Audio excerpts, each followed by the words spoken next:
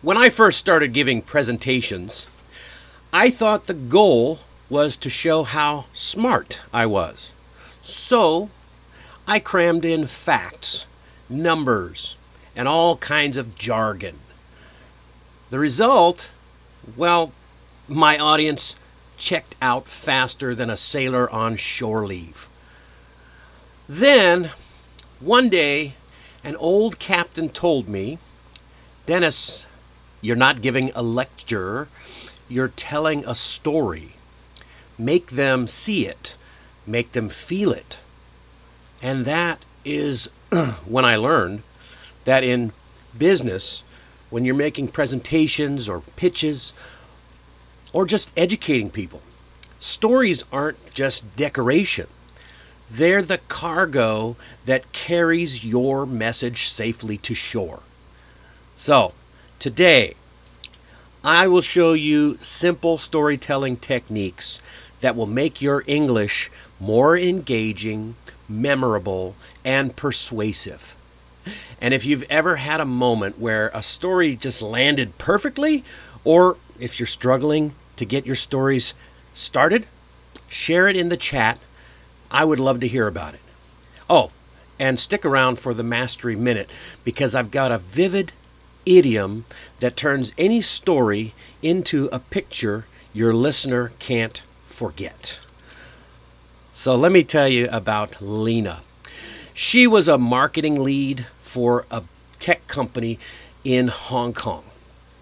Brilliant strategist, but her presentations, bullet points, charts, and more bullet points. So her team, they understood the data, but no one ever remembered it. It just got forgotten. So we worked together on weaving stories into her updates. So instead of saying things like customer engagement rose by 20%, she opened with, "Last year, a customer named Mr. Chan almost closed his account. And today, he's one of our top brand ambassadors. And here's why." So just by adding that, people started to lean in, to pay more attention. They remembered because they cared. And Leela, she became the go-to presenter in her company. That is the magic that we're going after today. Here we go. But before we jump in to the techniques, let's clear up a common myth. Storytelling in English isn't about being overly dramatic or inventing wild tales. It's about crafting a journey for your listener. A clear and engaging path that they can step onto and follow with ease and carry with them long after you've finished speaking. It's the bridge between facts and feelings. It's the thread that ties information to emotion, making the message not just understood, but remembered. Emotions work. Stories work because they bypass the logic only part of the brain and connect to emotion. And emotion is what drives decisions. People don't make decisions based on facts. They make decisions based on the way something makes them feel. It makes people remember, and it motivates them to act. So let's start with technique number 1. I'm going to go through 5 storytelling techniques that you can actually start using right away. So technique number 1, start with a hook. This is your opening handshake. The moment you either pull them in or lose them. So what is a hook? A hook can be a surprising fact. Oh, like it's something that makes them say, "Wait, what? Huh? That's weird," or "That's interesting." It could be a thought-provoking question that makes them lean forward and want to know more. Or it could be a vivid mini scene that drops them right into the action. So instead of the flat, today I'll talk about the project delays, you could start with, 3 months ago, our launch date was set in stone. 2 weeks later, everything changed. That small little shift, that sparks curiosity. It creates an open loop in the listener's mind. They have to know what happened next. It works because it triggers our natural desire for a resolution. We want to know. Human beings want to know what's happening and where it all comes from.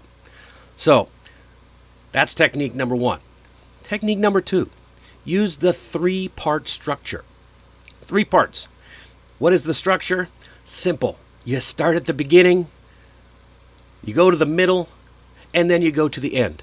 That's it. Backbone of every great story. The beginning sets the stage. It introduces the characters or the context. The middle presents a challenge, conflict, or a turning point. The end simply resolves the tension. It delivers the takeaway, if you will. So, for example, in a sales update, start with the major obstacle. Then describe how the team overcame it.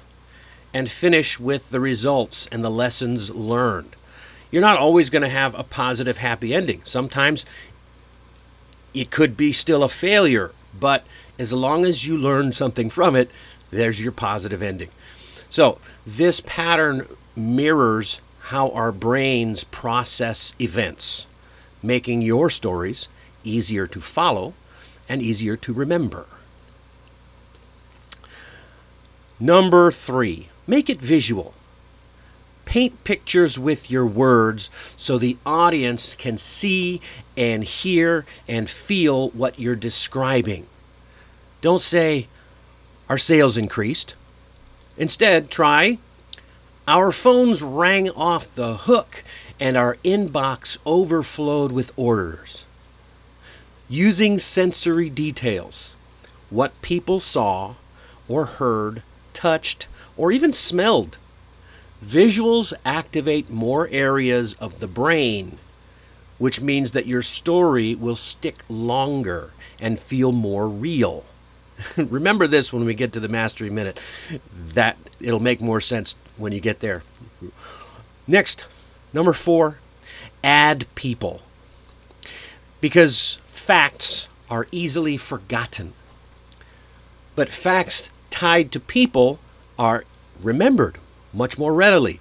So replace something like, we expanded into 3 markets. Oh, okay, great. That's wonderful. You're not going to remember that. So replace it with something about a person. Like when Anna in our Spain office signed our first Madrid client, the whole team celebrated over video call. The personal elements give your audience someone to root for and relate to. And that builds emotional connection. Yeah, because we're all people, right?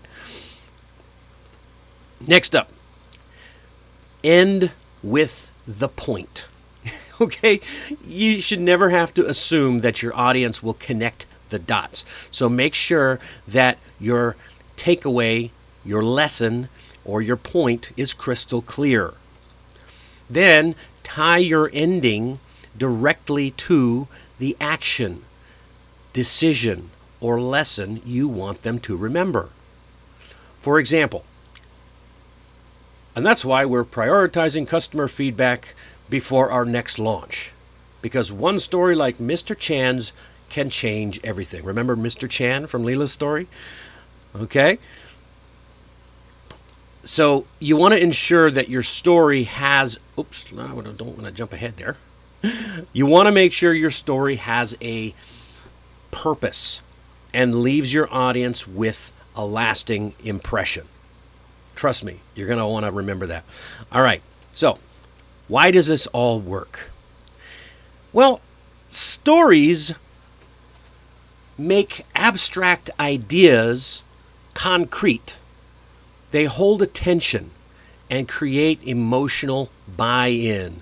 They transform a dry list of facts into a journey your listener can follow and care about. The audience may forget the exact numbers, but they'll remember the moments that made them smile, the tensions that kept them listening, or the resolution that inspired them. These are emotional anchors that not only help them recall your message later, they also influence how they act on it. Because in the end, people respond more to how you make them feel than to the data that you share. That's just the way it works. All right. So, what does that mean? Your challenge in your next, it's a really simple one this time. In your next conversation or presentation, swap one fact for a short story. And then notice how much more engaged your audience is. You're going to want to try it. Really, you're going to be blown away by the results. And listen, if you want to improve your English without boring grammar drills, just check out my English course. It's called Mastering English for Busy Professionals. Just 10 minutes a day to train your brain to think and speak naturally in English. The link is in the description and in the chat. And also remember, if you have a question, now is the time to ask it, because we're jumping into the Mastery Minute right now. And today's idiom for the Mastery Minute goes right along with this story. Paint a picture. Paint a picture. What the heck does paint a picture mean? Picture this. You're telling your friend about your weekend. Maybe they said, hey, what did you do this weekend? Or did you have fun this weekend? Or something like that. You could just say, yeah, it was fun, and watch their eyes glaze over. Or you could take them there with you. Paint the picture. We sat under the big oak tree. The wind was tugging at the picnic blanket while the kids laughed and chased a red frisbee across the grass. See the difference? That's what it means to paint a picture. So instead of saying, yeah, it was fun, paint the picture. The idiom, of course, comes from the literal act of painting, applying color and detail to create an image others can see. In conversation, it's about choosing words that spark mental images that feel so vivid that they're like real. They're like they're really there. The technique has been used by storytellers for centuries because our brains process images faster and remember them longer than plain facts. So, for example, instead of saying our office was busy, say phones were ringing, keyboards clattered, and the coffee machine never got a rest. When you paint a picture, you turn plain statements into scenes your audience can see and feel, and that makes your message unforgettable. So yeah, use those details and make it unforgettable. And that's it for episode 48. Today we've learned 5 powerful storytelling techniques and an idiom that can make your English come alive. And next time we are diving, that's next time, 48. On Monday, we're diving into the most common communication mistakes that professionals make and how to fix them so you sound clear, confident, and credible in any conversation. And listen, if you found this helpful, give it a like, hit that subscribe button, and share it with a friend who's ready to master English one story at a time. Okay? I'll see you on Monday. Have a great weekend.